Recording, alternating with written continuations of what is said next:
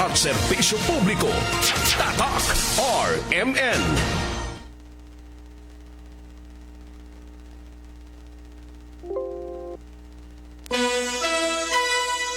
Oras mga kasama, 48 minutos nakalabay sa alas 7. RMN News, Diretso Balitang Surigao.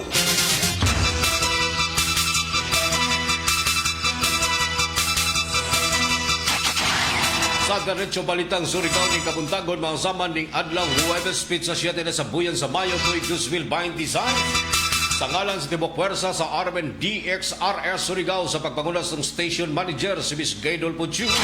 Master Controls pagpangunas ni J.O. Bataan o sa transmitter site sa Barangay Sabang si Gerson Dodong Quijano, ingon man si Pearly Fernandez. Kini inyong radyo man sa RMN DXRS Surigao.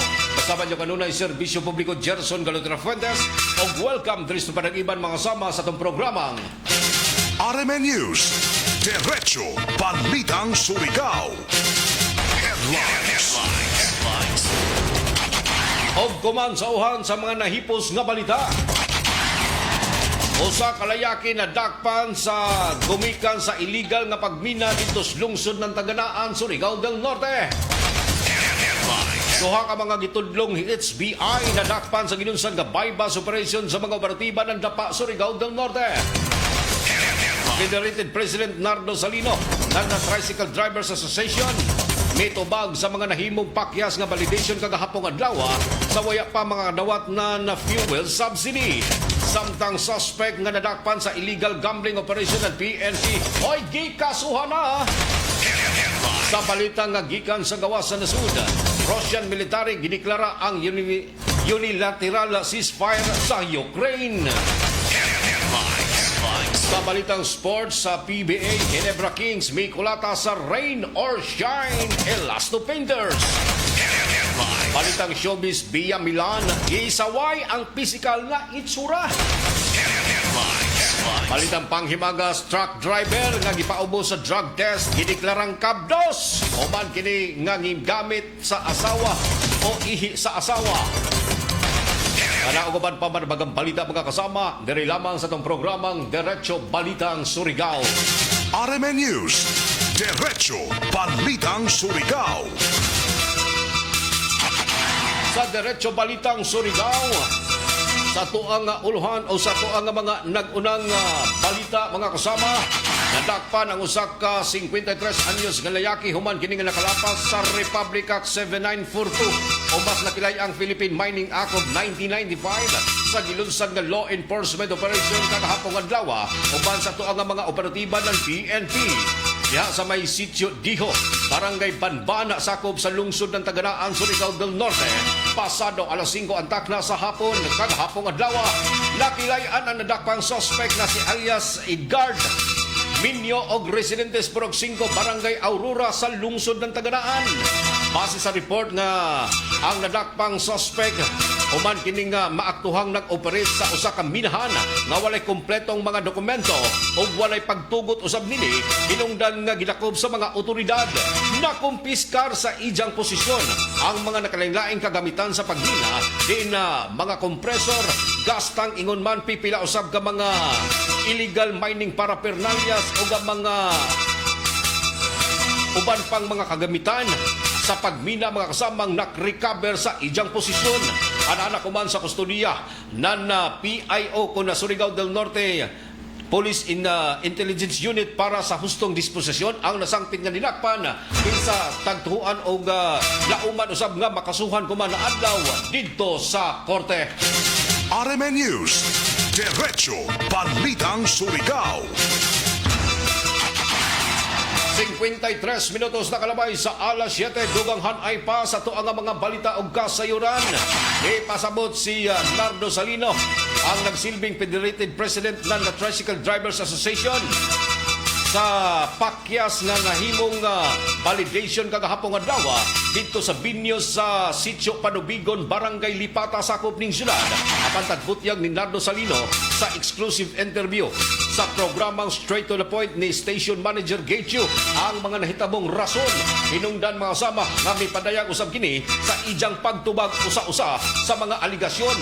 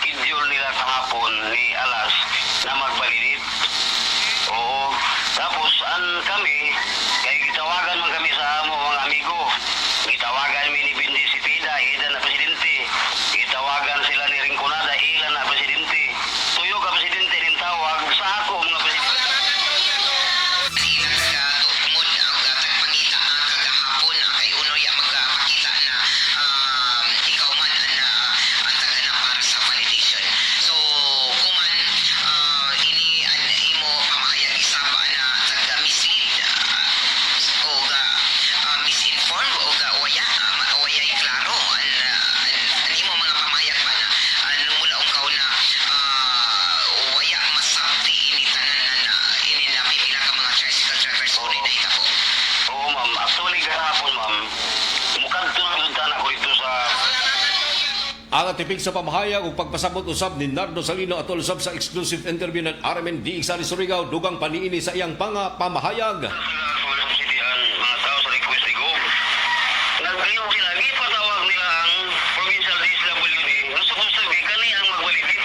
Kasi naman ang isinsin hintunggan daon pag siguro na way kuan ini kanang way malaktawan. Ialayan nila sa sulti ni Gov na way pili-pili ang paghatag. Sila ang in charge ato sama sa gihimo sa city na DSWD ang nagbalibit. So, di patawagan nila, hey, ana mo, nakahapon ba na adlaw, nag-schedule mo dito validation dito sa Paruwigon. Kami yung mga lamisa na mag-ipangarins, nakuwatan tanan mga board member o si Vice Gov, uno na haya ang gidasun. O, diyan ako mga kaiban presidente na tinawan sila. Ang baza, gitudo ba sa ito nila nga di mag-validate. Nakan ako yung basulon sa mga tao, ikargahan pa nila. Nakduman na daon ko na mag-validate, naganaw sa radyo. Wala daon. Nauna, ang isa po ito, ang resolusyon na nakamag kahapon, kaya na mo lagi mga membro, ang mga presidente, bulihon mo nila kung mukha dito, ay sa mga bagay dito. Kaya resolusyon na ito, nahitabo sa emergency ng tigong sali sa Ang atipig sa pamahayag ug lugmang pagpasabot usab ni nagsilbing Federated President ng Tricycle Drivers Association nga si Nardo Salino. Sa pagkakuman, naghuyat na lang ang mga tricycle drivers sa dugang update kung kanusa ipahigayon ang validation para sa pagtunol ng fuel subsidy sa mga driver nga wa pa makadawat ng nasangpit nga ayuda. RMN News, Diretso Balitang Surigao. 56 minutos na kalamay sa alas 7 mga kasamas, duganghan ay pa sa tuang mga balita o kasayuran. Nadakpan sa gilunsad nga bypass operation sa mga operatiba nan Dapa Municipal Police Station ang gitudlong HBI ingon man ang gitudlo usab nga SLI con street level individual human kagilunsad nga bypass operation diha sa may area ng Purok 7 Barangay 12 Poblasyon Dapa Surigao del Norte kagahapon adlaw sa may alas 11:30 ang takna nasayran mga kasama nga uban sa mga tropa ng Dapa Municipal Police Station milunsad kini og lehitimong bypass operation di nagbalampuson ang mga kasama nga dakpan ang usa ka nagngalang Albert Silagpo Umida alias Albert 30 anyos residente kini sa Purok Una Barangay 13 sa Poblasyon Dapa Surigao del Norte. Lakip usab sa nadakpan ang usa ka nagdalang Binji si Kairi Kumida alias Datong 24 anyos nga parehong gikonsidera nga street level individual og high value target. Nasayran mga kasama nga sa gilunsad nga bypass operation 5 ka plastic sachet sa tagtuang droga ang nakalap sa posisyon sa mga nadakpan. Tasong paglapas sa Republic Act 9165 o Comprehensive Dangerous Drug Act of 2002 ang ipahamtang kaso sa duha ka mga nadakpan nga kinsa ana na kuman sa kustudiya ng mga kapulisan. RMN News, Diretso Balitang Surigao. Duganghan ay pa sa tuang mga balita o kasayuran. Gikasuhan na dito sa korte masama sa kasong paglapas sa Presidential Decree number 1602 kung illegal gambling ang nadakpang senior citizen dito sa may area ng Sitio Pinaypayan, Barangay Matining Syudad. Gikumpirmas PNP ang pagdusog kaso dito sa korte human nga gipresentar ang tanan nga mga ebidensya nga nahipos gikan sa maong operasyon. Diin duha ka mga manok-panabong ang na-recover sa giingong suspect. Ingon man ang 2,000 ka pesos na kwarta nga isipusta sa nasangpit na illegal na sabong. Ang nadakpan nakilay ang si Buena Bintura Canoy Hiruna, 67 anyos nga taga Purok Utso, Barangay Mabini, Sakop ning Syudad. Uban sa tropa usab sa First Surigao del Norte Provincial Mobile Force Company ang bilunsad og operasyon na malampuson kining gihimo og nadakpan ang gitudlong suspect sa kalapasan sa Presidential Decree number 1602 kon illegal gambling. RMN News, Diretso Balitang Surigao. 59 minutos na kalabay sa alas 7 mga kasama sa balitang gikan sa gawas sa nasud. Gideklara ng Russia Army ang unilateral ceasefire tali na sa Ukraine aging paghatag ng pagsaulog sa World War II Victory Day. Tumala pa ng Russian Defense Minister na mamahimo kining epektibo kini kuman Mayo 8 hangtod kini sa Mayo 9 para sa isaulog ang Victory Day. Isa ka pamahayag nga gisugid sa ministry na isip kabahin kini sa maong kasaulugan. Gisunod usab nini ang mando sa Supreme Commander-in-Chief na si Russian Armed Forces na si Russian President Vladimir Putin. Dako o dugang pa sa Russia na para kini sa humanitarian consideration para mahatagan usab og panahon ang pagsaulog sa giingong Victory Day. RMN News, Diretso Balitang Surigao. Balitang Sports. Sa balitang sports, mga kasama sa PBA, nagmangtas og namawi ang Barangay Ginebra Kings sa miagi nilang kapildihan o gipahimungtan ang ilang sa ilang kapungot ang Rain or Shine Elasto Painters sa final score 114-90. Aron usab nga pahayagan ang ilang tsansa nga maangkon ang luna sa top number 4 sa PBA Season 50 Commissioner's Cup niadtong adlong Domingo didto sa Smart Araneta Coliseum. Gipildi sa Miracle Balls usab ang sa final score 91-112 sa miagi nilang duwa dali usab kini naka-recover ang Gin Kings lujo sa impresibo nilang salida nila ni Justin Brownlee nga mihipos og 40 puntos, iban usab ang 8 ka rebounds, 5 ka assist ug 2 ka blocks, ingon man usa ka steal.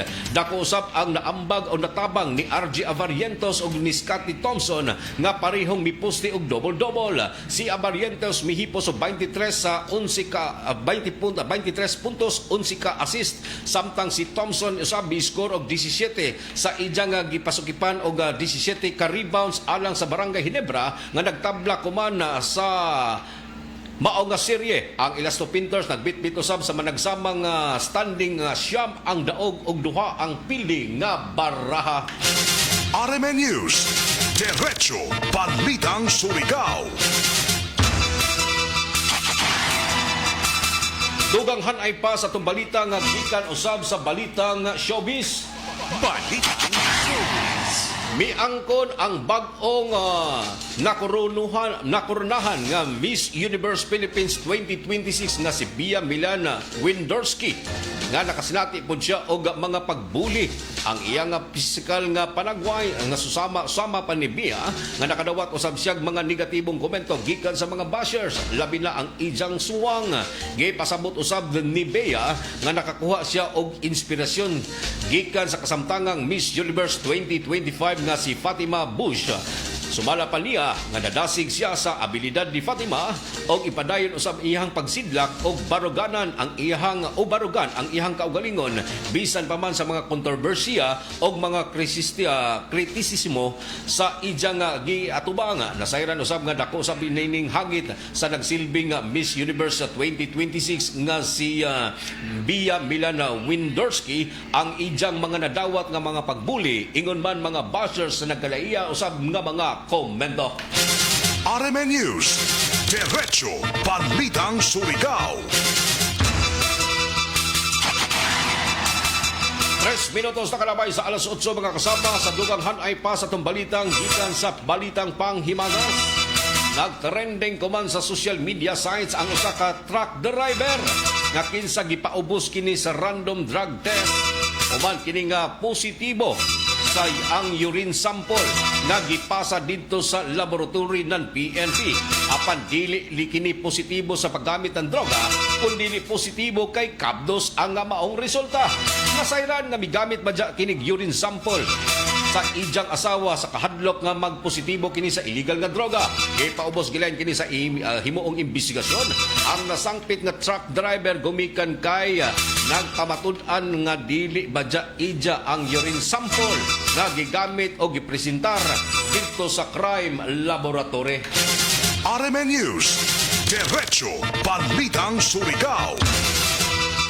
Kaya mga kasama no nga kung ugaling adunay mga susama nining mga panghitabo labi na gyud sa ato ang mga truck driver, jeepney driver, tricycle driver, kung ugaling ipaubos kita sa mga urine sample o kining pagsuta mga kasama, kung positibo or nagamit ba ka og droga kini nga mga utility vehicle at driver o kining mga cargo truck driver nga gikinahanglan gadyon ipaubos sa mga mandatory drug test gumikan kay usasab kini sa mga requisitos mga kasama sa pag-renew sa inyuhang mga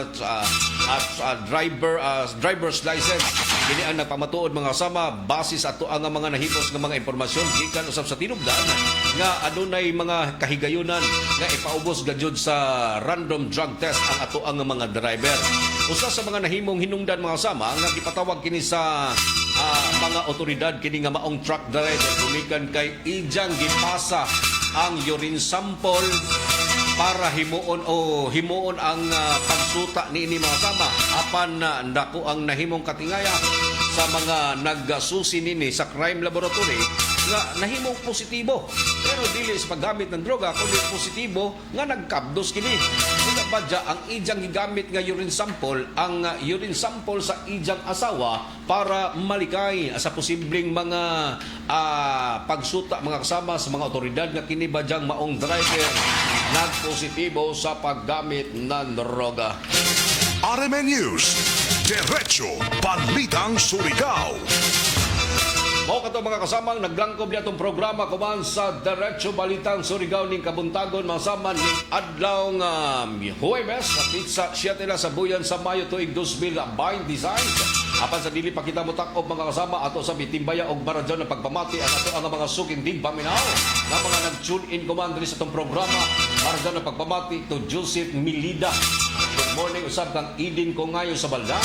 Good morning to sir, pakigreet lang ko happy birthday kang Ima Kabiti. Well, good morning og happy birthday sa mga nag-birthday kuman ning kabuntagon ning adlaw Huwebes sa pizza 7 na sa buyan sa Mayo.